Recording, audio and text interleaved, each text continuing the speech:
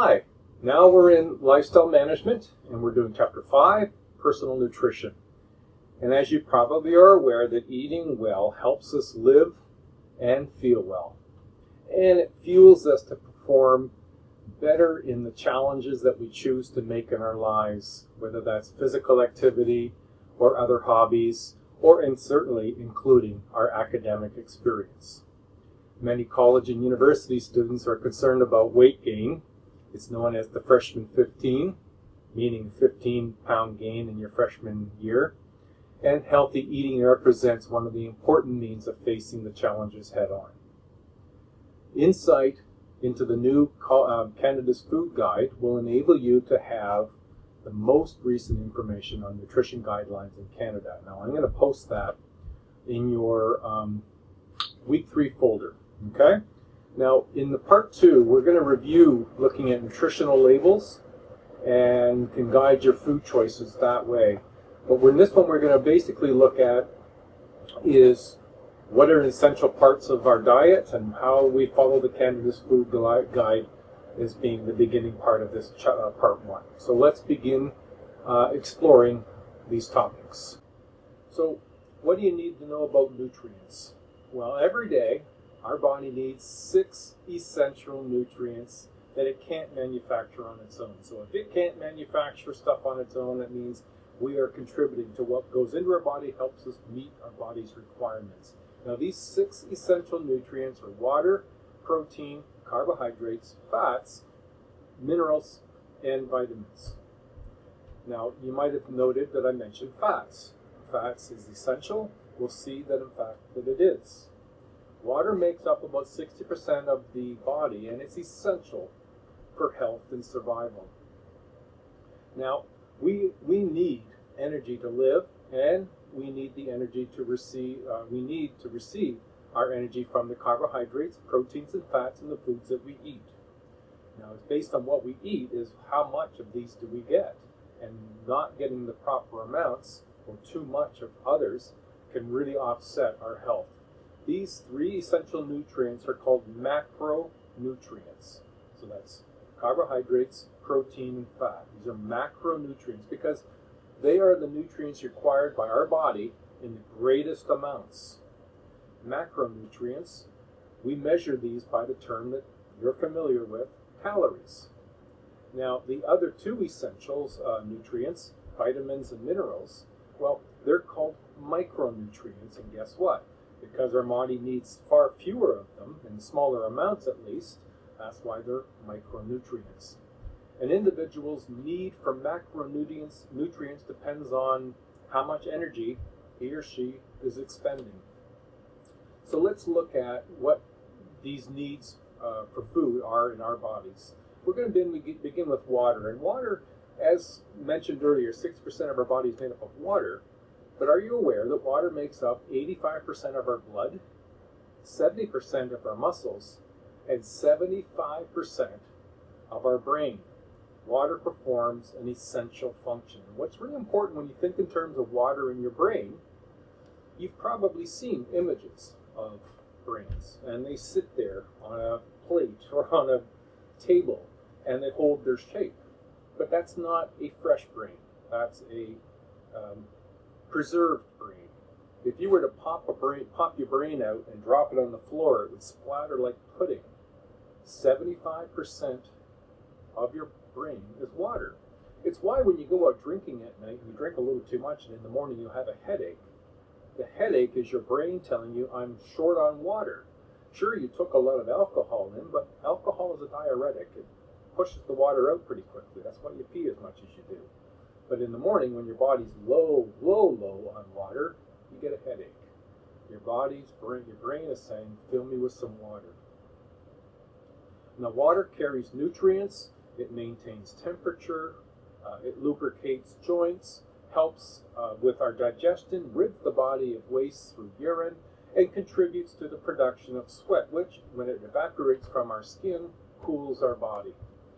We lose about 2 to 2.5 liters of water a day through perspiration, urination, bowel movements, and normal exhalation.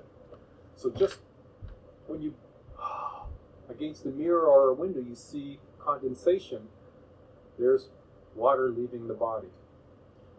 To ensure adequate water intake, women should be drinking a minimum of 2.2 liters of water, and men should be drinking a minimum of 3 liters of water a day. As you know, we can survive a while without food. We cannot survive very long, only a few days without water. So calories, as mentioned earlier, this is the measure of the amount of energy that can be derived from food. How many calories you need depends on your sex, your age, your body frame size, weight, height, percentage of body fat, basal metabolic rate, or your BMR, and activity level. Health Canada suggests that we also calculate the amount of calories that we need by our activity level, so whether we're sedentary, moderate, or high energy level. You'll find out how to calculate your estimated energy requirements, your EER, and your BMR by going to Chapter 6 on page 142. You'll see an example calculation there. And then as well on that page is Table 6.2, which gives you an example as well. Okay, now protein. Now protein, this is a form, proteins form the basic framework of our muscle, bones, blood, hair, and fingerprints. If you're doing any augmentative work in the course of your day through exercise, protein is an important basic element to build strong muscles and bones. Complete proteins, and I'm going to bring up this in a minute, animal proteins, meat, fish, poultry, dairy products, these provide the 8 essential amino acids. Now I mentioned complete because there are also incomplete, and what you're trying to do, if particularly you're vegetarian or vegan, is try to find the matching paired amino acids in foods that when paired together they create a complete protein. Now grains, beans, and nuts are incomplete proteins, so by matching these up and by complementing them, they create a full protein.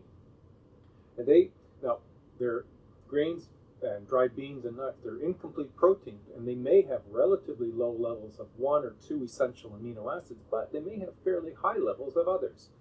Combining these incomplete proteins ensures that the body gets sufficient amounts of what is sometimes called complementary proteins.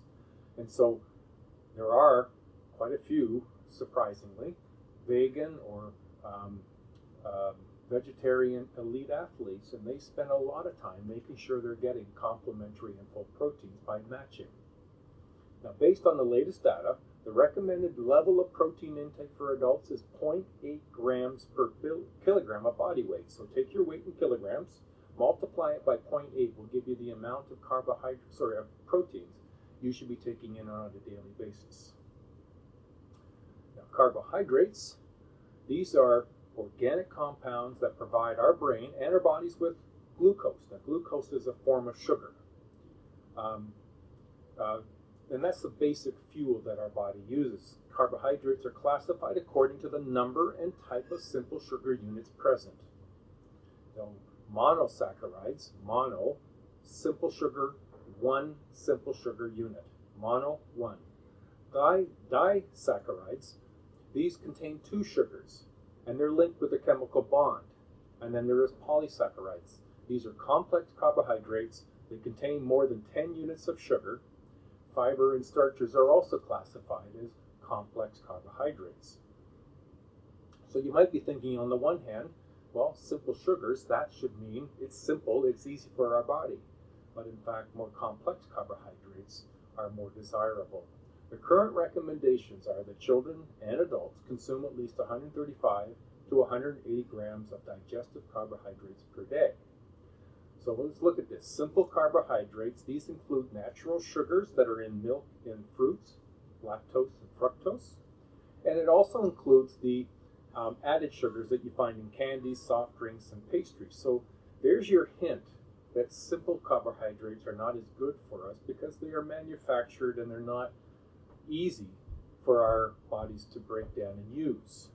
Now, complex carbohydrates, these are the foundation of healthy diets, and they include grains, cereals, now not breakfast cereals per se, they fall within the same group as grains and cereals. It would be not like Frosted Flakes and chocolates and stuff like that. Vegetables, beans, and nuts. Several health organizations have recommended that Canadians increase the consumption of whole grain foods. And so that really gives our body the kinds of glucose that it needs to turn into fuel that allows us to use it to run and fuel our body for the activities that we're going to do. Fiber, which includes dietary fiber, functional fiber, to create what's known as total fiber. The recommended daily intake of total fiber is 38 grams for men, 25 grams for women. Now, after you get older, like over 50, that drops to 30 for men and 21 for women. Now, the glycemic index, the GI, is a measurement of how much carbohydrate-containing food is likely to raise your blood sugar. Now, studies have found that low glycemic index foods have health benefits such as the prevention of type 2 diabetes and control of blood sugar levels and the control of blood cholesterol levels. Now, those are all three very important things because you've probably heard of them before. Lowering blood cholesterol is good for us. Lowering our blood sugar is good for us, and avoiding type 2 diabetes. These are things that we can control, and that's a good thing. Excuse me. So now let's look at fats. Now, fats is a bit of a misnomer. Fats in and of themselves aren't all bad, but there are different types of fat, like there are different types of carbohydrates. So let's look. Fat carries fat-soluble Fat carries fat-soluble vitamins A, D, and E, and K. It aids in the absorption of the foods into our intestine. It protects organs from injury, regulates body temperature, and plays an important role in growth and development. And as I mentioned, there's more than one form of fat. There's saturated fats. Now, these are fats which carbon atoms are saturated with hydrogen atoms. Animal fats are saturated fats that are usually solid at room temperature. Any fat that's soluble at room temperature is considered a saturated fat. If you've ever seen a wad or a ball of lard, it's malleable kind of material, but it's fat and it's solid at room temperature. You can heat it up and it goes liquid, but at room temperature it's solid. Cholesterol is a form of fat that's manufactured by our bodies that circulates in the blood. Cholesterol is made up of high-density lipoproteins, HDLs, low-density lipoproteins, LDLs, and very low-density lipoproteins, VLDLs. Now, unsaturated fats, these are fats that have more than one double-bonded saturated carbon in the molecule and are likely to be liquid at room temperature. And then there's omega-3 acids in deep water fish like salmon, and are unsaturated and may help lower the risk of cardiovascular disease. And then lastly, there's a process called hydrogenation. And you'll find this in some products that you might purchase, where hydrogenation creates unsaturated fatty acids called trans fatty acids. Now this is, I should be emphasizing this, there is no safe level of trans fatty acids, which occur naturally in meats, as well as in foods prepared with partially hydrogenated vegetable oils. Watch for that in labels. Now, how much fat is okay? Well, there are levels of okay amounts of fat. The recommended range for fat intake is 25 to 35% of the total calories that you take in. Now, that 25 and 35% is based on a 2,000 calorie intake. Now, 2,000 is not too low, and it's not too high. Try to keep fat calories from saturated fat and trans fat below 10% of daily intake. Now, when people eat very low levels of fat and very high levels of carbohydrates, their levels of high-density lipoproteins, HDLs, declines, and that's good and it's healthy. So let's look at eating for good health. Health Canada suggests that you follow Eating Well with Canada's Food Guide. There are several translated versions of the food guide available on the web address that I've got on the screen behind me. So what I want you to do is check in week 3. I've got a Canada's Food Guide posted there for you, and in it we'll look at what we're going to talk about now. So for example, what is a serving size? How, what is the portions that we're supposed to eat, and what are the type of foods we're supposed to eat? The food guide has two parts to it. There's the rainbow side, which places food into 4 categories: the grain products, vegetables and fruits, milk and alternatives, and meat and alternatives. While the bar side, it helps you decide how much you need to eat from each group. Now, it's worthwhile noting, the rainbow side looks at grains, vegetables and fruits, milk and milk alternatives, and meat alternatives. If you go to a grocery store, you don't have to go down the middle aisles for almost anything except for maybe 10% of the food, some salt maybe, some ketchup, some mustard, the food groups are on the outside perimeter of the entire grocery store. Grains, breads, fruits, vegetables, meats, meat alternatives, and milks. You can get all the Canada Food Guide going on the outside fringe of all grocery stores. The food guide also gives us advice on how to choose foods. So when we look at the food guide, and we talked about it just briefly there around, what foods, here's the kind of guidelines that, in terms of advice. Enjoy a variety of foods from each group each day. Limit the salt, limit the alcohol, limit the caffeine. I'm not convinced about the caffeine. Choose lower fat foods more often. Choose whole grain and enriched products more often. You're going to see the more often a fair bit. It's not saying that you have to give up all other foods that aren't good for us. They just mean balance. In fact, balance towards healthy food alternatives. Sure, you can dabble in less healthy things from time to time. Choose dark green and orange vegetables and orange fruit more often. And then look at choosing low-fat milk products more often. And you can get this stuff from low-fat milks, which you can certainly get. You can get them from kefir. We can get them from yogurts. Choose leaner meats, poultry, fish, as well as dried peas, beans, and lentils more often.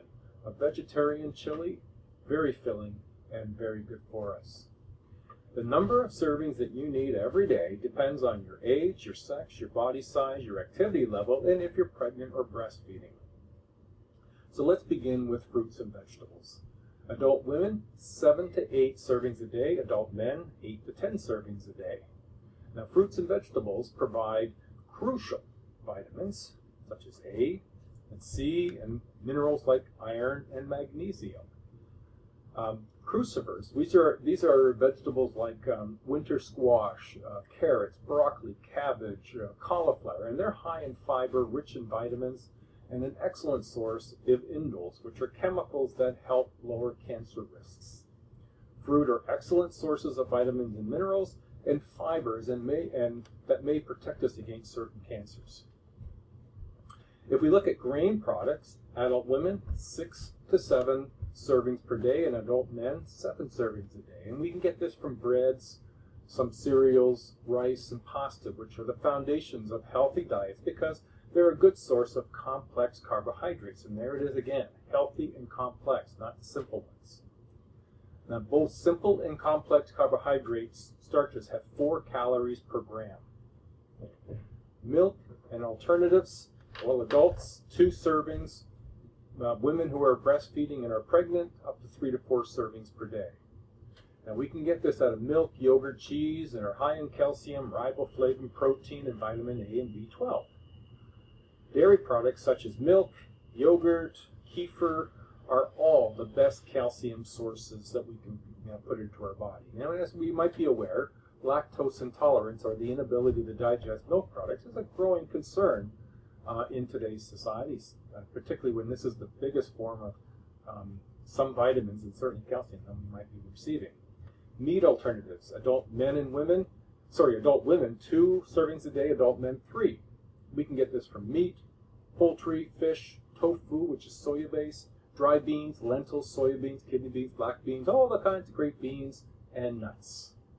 Now, for the best protein, choose the leanest meats and either broil or roast the meat, and the fats drip out and are away from the meat. If you're going to be cooking meat, trim the visible fat off it. cook food in stews where you boil the meat first, or make a soup stock where you're adding meats and vegetables, boiling them for several hours, and then taking those elements out, preserving the meat to put back into the soup later. But take the stock and put it in the refrigerator and leave it there overnight. The fat will congeal to the top and become solid, where you can pick it off and make your stock much more fat-free. Watch out for the processed chicken and turkey products, which, because they're processed and they want to last long and the producers want to make sure it tastes really good and it may be high in fat, as much as 45 to 90% fat. So watch out.